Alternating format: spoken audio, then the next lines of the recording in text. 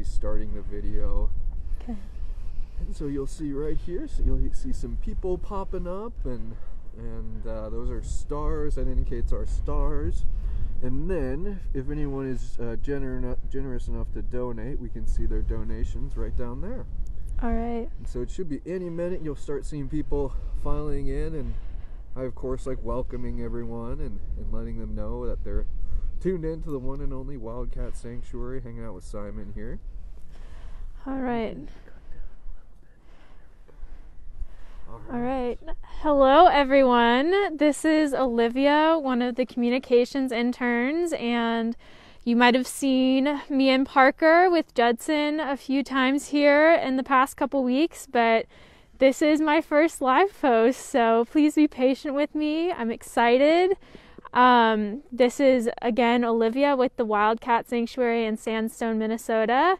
And I'm here with Mr. Simon right now. Jeremy was out as well, but he went inside for a minute.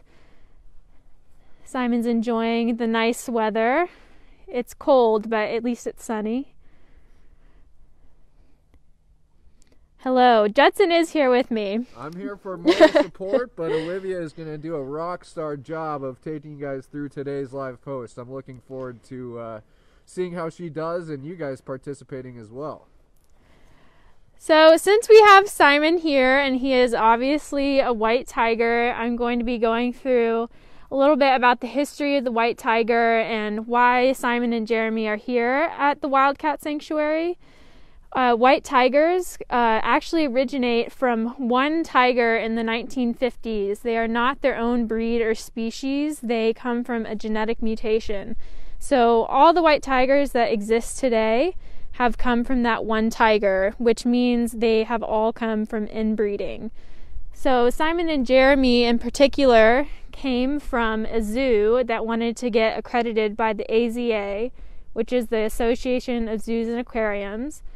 And because white tigers have no conservation value and they are inbred, this zoo needed to rehome Simon and Jeremy in order to get their accreditation. So that's how these two brothers ended up here, and we are happy to have them. And something is stinky. He has a stinky face on. Cats have an organ in the top of their mouth that allow them to smell, in addition to their nose. That's another fun fact.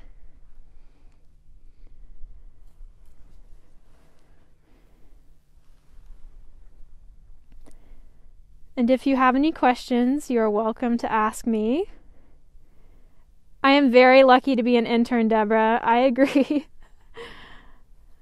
I'm having a good time. So some things you can see with white tigers, you won't be able to tell most likely in this video, but all white tigers have crossed eyes, which is just one of the many genetic mutations they can be born with. These two are thankfully pretty healthy as far as white tigers go, but that's not always the case.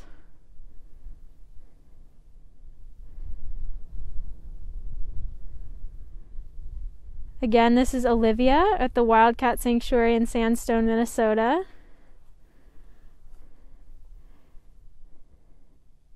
Just Simon out here. Here comes Jeremy. Mr. Jeremy. Hello, Jeremy. All right, let's see if I can zoom out. My fingers are pretty cold. Hello, Jeremy. He says, hello. I just had to go and say hi to Sabrina, and now I'm going to come and say hi to you. Hey, big fella. Hey, big fella. The way I can tell these two apart, personally, is Simon, to me, is a little bit smaller than Jeremy is. Jeremy has a broad head. Let's see if I can... Yeah. Judson and Jeremy are chatting it up. We're talking. We're having a little tiger talk. Yeah, that's right. Jeremy's nose, I find, is the bridge of his nose is a little wider than Simon's, and then if you want to get real nitty-gritty, you can look at the patterns on the top of their heads, and Jeremy's is going to have a little bit more of a spotted pattern leading down to his eyelashes and eyebrows compared to his brother.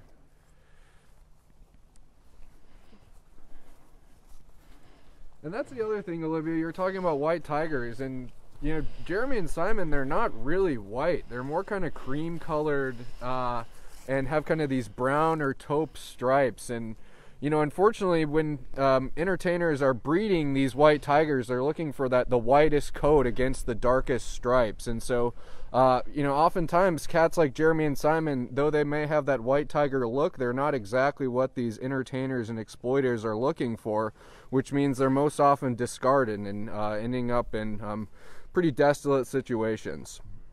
And so, Olivia, sometimes the comments, and I know our fingers get our fingers get a little cold outside, but we'll be able to zoom it out here, no problem. And then sometimes we lose the comments, but we can just drag them right back over. So now we can see everybody again. There we go. All right, so I'll hand back over the phone to you. Happy to have everybody along with us. Jeremy keeps on coming up and saying hello. He says, hey, everybody. But Olivia's been doing an excellent job doing a little white tiger education, as well as letting us spend some peaceful moments with tigers Simon and Jeremy. Really appreciate everybody tuning in. Yep, there you go, Olivia.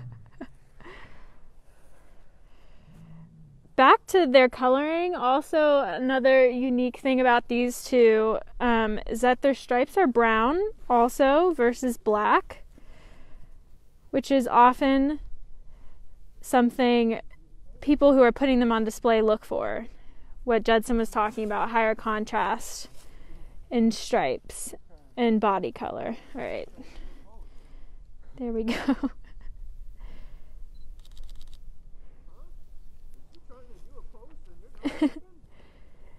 Jeremy's over with Judson. Simon is uninterested. All right, let's see if I have any questions. There goes Simon.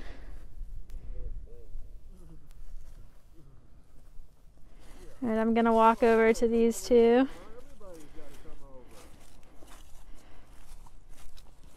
Everybody's got to come over now. There's Parker. There's Parker. Yeah, you silly brother. Yeah.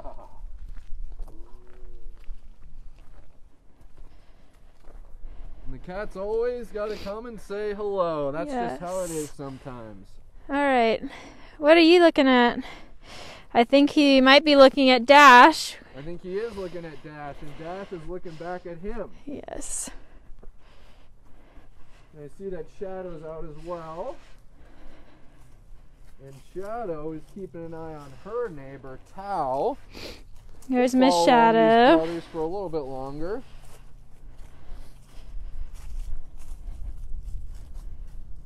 And it's the classic trump card here at the Wildcat Sanctuary, where you have the buzzing of the UTVs, and all the cats are wondering if it's their time to eat. You can see Miss Shadow. She just came up front. Yeah. You can say hi to her quickly, Olivia. Hey, pretty lady. Hello. Hi, Shadow. Lady. Oh, nice very jump. Acrobatic, Miss Shadow. Hard to keep up with sometimes, Olivia. I know. Yeah. Maybe you're not as tall as the rest of us. I know. I am short. That is something to consider.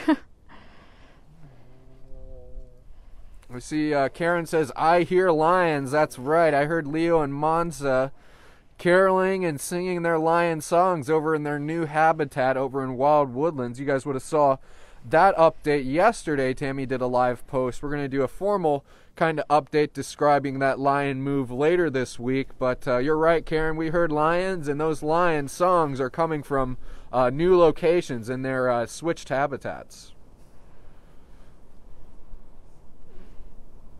The Shadow is loving the attention. She is. She is. And so, Olivia, if we want to get to the newest comments, we can go all the way down, and that's where it will show our newest comments. And our newest comment, I see Christine C. I am new here. I'm a new person here. Welcome, Christine. Happy to have you a part of our TWS family, where you can learn a little bit more about the Wildcat Sanctuary and what we do here and the lives that we offer our residents. And Olivia, I guess, I think if Jeremy and Simon are up here, we can go and spend a little more time with Miss Shadow over here and and perhaps we can call that a live post for your first one. All right, that sounds good to me. And so this is a spot that you've seen Shadow in a lot. Does she not enjoy her little perch structure here and being able to rub on that log? That's often a frequent spot for her. Yes, she always likes to come up. Shadow is definitely into people, more so than some of the other cats.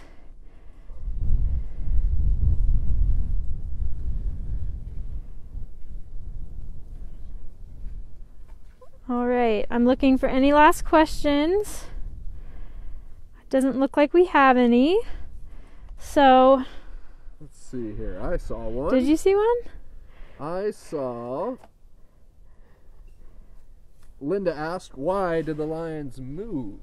And so for that reason, we were, and Tammy kind of explained it yesterday during the post with Leo and Mansa, and at the root of all those lion moves was Sophie and Kimba. And since Sophie and Kimba arrived to TWS, they'd been a little fickle about their indoor space. At their former home in Argentina, a lot of their veterinary exams had been done in an inside room attached to their habitat.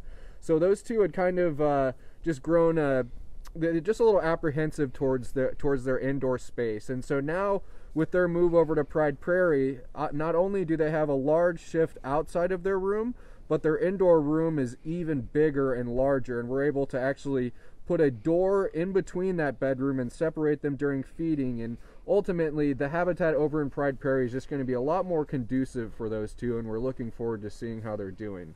But like I said, that lion move, it was a busy day yesterday. We're working on getting pictures for everybody, and we'll do a formal update on kind of what took place that day and why those moves happened later this week.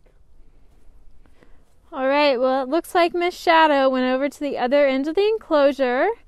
So I think that's going to be it today for our live post. Thank you everyone for joining, and see you next time. Nice job, Olivia.